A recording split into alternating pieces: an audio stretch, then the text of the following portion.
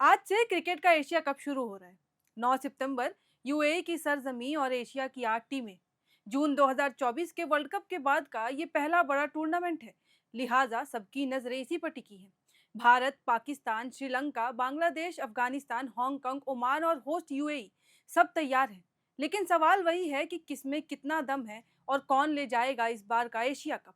सबसे पहले जरा ग्रुप्स पर नजर डाल लेते हैं। पूल ए में भारत, पाकिस्तान, यूएई और ओमान है। पूल बी में अफगानिस्तान, श्रीलंका, बांग्लादेश और हांगकांग है। यानी दोनों तरफ ही ऐसी टीमें हैं जो मैच का रुख कभी भी बदल सकती हैं। अब आते हैं टूर्नामेंट की सबसे बड़ी ताकत यानी टीम इंडिया पर। जून में भारत ने टी20 वर्ल्ड कप उठाया था और उसके बाद से जीत की शायद आदत बना ली है। 20 मैच खेले, 16 जीते, सिर्फ 3 हारे और 1 टाई। कप्तानी इस बार सूर्य कुमार यादव कर रहे हैं और उप कप्तान होंगे शुभमन गिल। अब जरा बल्लेबाजी लाइनअप पे देखते हैं। संजू सैमसन, अभिषेक शर्मा, तिलक वर्मा और रिंकू सिंह हैं। मिडिल ऑर्डर में सूर्या खुद हैं और ऑलराउंडर के तौर पर हार्दिक पांड्या, शिवम दुबे और अक्षर पटेल मौजूद हैं। गेंदबाजी में जसप्रीत बुमराह है, अर्शदीप सिंह है, हर्षित राणा और वरुण चक्रवर्ती हैं। अब भारत की सबसे बड़ी ताकत जो है वो उसका टॉप ऑर्डर है। अभिषेक, संजू और तिलक ने मिलकर वर्ल्ड कप के बाद से 6 शतक लगाए हैं और अकेले संजू ने 3। यानी शुरुआत अगर अच्छी मिल जाए तो टीम इंडिया का स्कोर जो है वो 300 तक पहुंच जाए, ये कोई बड़ी बात नहीं होगी। मिडिल ऑर्डर में कप्तान सूर्या आईपीएल में हाईएस्ट रन स्कोरर रहे थे, जिनके शॉट्स गेंदबाज के होश उड़ा देते थे। ऑलराउंडर रिंकू और पांड्या फिनिशिंग में मसाला डाल देते हैं। अब बॉलिंग यूनिट की अगर बात करें तो Jasprit Bumrah world class bowler है और इसमें कोई शक नहीं है। अर्शदीप नई गेंद से झटका दे देते हैं और हर्षित डेथ ओवर में विकेट निकालते हैं। स्पिन विभाग में वरुण चक्रवर्ती और कुलदीप यादव संभाल लेंगे सब। वरुण अकेले वर्ल्ड कप के बाद से 31 विकेट ले चुके हैं। अब अगर कमजोरी की बात करें तो लोअर ऑर्डर की बैटिंग ये हमारी कमजोरी रही है। वर्ल्ड कप के बाद से कोई भी लोअर ऑर्डर खिलाड़ी 25 रन से ऊपर नहीं बना पाया है। लेकिन भाई टॉप 6 जब इतने खतरनाक हों तो ये कमी कभी कभी नजरअंदाज भी की जाती है। भारत का रन रेट है 9.90, यानी सबसे आक्रामक टीम। अब जरा पाकिस्तान पर भी नजर डाल ही लेते हैं। पिछले वर्ल्ड कप में अमेरिका जैसी एसोसिएट टीम से हारकर ग्रुप स्टेज से बाहर होना पड़ा था और उसके बाद से टीम में इतनी उथल पुथल मची कि बाबर आजम और रिजवान को बाहर कर दिया गया। अब कप्तानी सलमान आगा को सौंप दी गई है, जो कि 31 साल के ऑलराउंडर हैं। पाकिस्तान ने वर्ल्ड कप के बाद 27 मैच खेले, 13 जीते और 14 हारे हैं।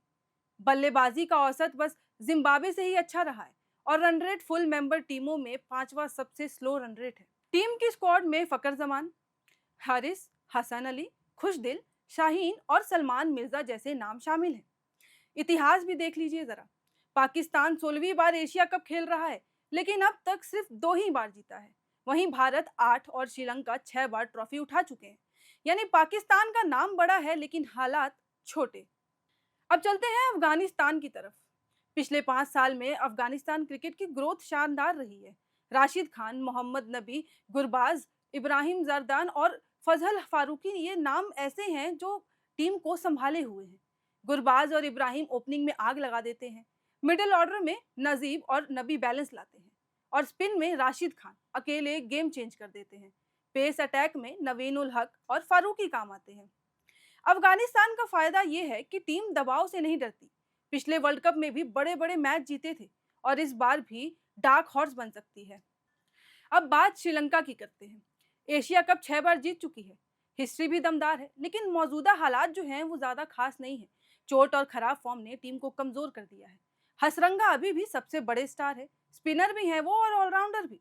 उनके अलावा पथुम निशंका और चरित असलंका जैसे खिलाड़ी भरोसेमंद हैं। लेकिन टॉप टीमों के खिलाफ श्रीलंका लड़खड़ा जाती है। अब बात करते हैं बांग्लादेश की, जो कि हमेशा अनप्रेडिक्टेबल रहती है। शाकिब अल हसन अभी भी टीम के सबसे अनुभवी और भरोसेमंद खिलाड़ी हैं। लिटन दास और तौहीद हृदय बैटिंग संभालते हैं, तो मुस्तफिजुर रहमान गेंदबाजी में एक्स फैक्टर बन के आते हैं। लेकिन दिक्कत वही मैच क्लोजिंग की। जीतते जीतते मैच हार जाने की आदत अभी भी इनकी गई नहीं है। हांगकांग नाम भले छोटा है लेकिन जज्बा बड़ा। एसोसिएट टीम्स में सबसे फिट और फुर्तीली टीम है। बड़े नाम नहीं है लेकिन एक दो अपसेट करने की पूरी संभावना। अगर किसी बड़ी टीम को हराया तो टूर्नामेंट का सबसे बड़ा सरप्राइज हो सकता है। अगर हम ओमान की बात करें तो छोटे पिटारे में बड़ा धमाका। जिशान मकसूद और आकिब इलियास अगर चल गए तो किसी भी टीम को परेशान कर सकते हैं। वहीं होस्ट टीम यूएई की बात करते हैं। इंटरनेशनल लेवल पर बड़े नाम नहीं, लेकिन होम एडवांटेज का फायदा मिल सकता है। लोकल कंडीशन और फैंस का सपोर्ट इन्हें कमजोर नहीं रहने देगा। अब आते हैं सबसे बड़ी राइवलरी पर, यानी कि भारत बनाम पाकिस्तान। कभी ये मुकाबला महायुद्ध माना जाता था, मोहल्ले में टीवी के सामने भीड़ लग जाती थी। पर अब वो शायद हाइप नहीं रहा। लेकिन 14 सितंबर को जब दोनों टीमें टकराएंगी तो रेटिंग गारंटीड ऊपर जाएगी। फर्क बस इतना है कि अब इंडिया फेवरेट होता है और पाकिस्तान अनसर्टेन। टूर्नामेंट का शेड्यूल देखिए। 9 सितंबर को अफगानिस्तान और ओमान एक दूसरे से भिड़ेंगे। 10 सितंबर को भारत और यूएई, और 14 सितंबर को सबसे बड़ा मुकाबला भारत बनाम पाकिस्तान। उसके बाद सुपर 4 और फिर फाइनल। तो निचोड़ ये है कि इस बार भी भारत सबसे ज्यादा मजबूत दावेदार है। अफगानिस्तान डार्क हॉर्स बन सकता है। श्रीलंका और बांग्लादेश मिड टेबल स्ट्रगल में रहेंगे। पाकिस्तान के पास नाम है लेकिन फॉर्म नहीं है। बाकी टीमें अपसेट कर सकती हैं, लेकिन खिताब तक पहुंचना मुश्किल होगा। एशिया कप 2025 का मंच सज चुका है। अब देखना है कि किसका बल्ला बोलेगा, किसकी गेंद आग उगलेगी और किसकी किस्मत चमकेगी। भारत फिलहाल सबसे ऊपर दिख रहा है, लेकिन टी20 क्रिकेट में 20 ओवर में कुछ भी हो सकता है। आप कह नहीं सकते कि कौन बाजी मार ले जाए। तो बस इस खबर में इतना ही। एशिया कप से जुड़े और भी अपडेट्स हम आपके लिए लाते रहेंगे। साक्षी पांडे को सुन रहे थे आप। अब मुझे दीजिए इजाजत और देखते रहिए एयर नाउ।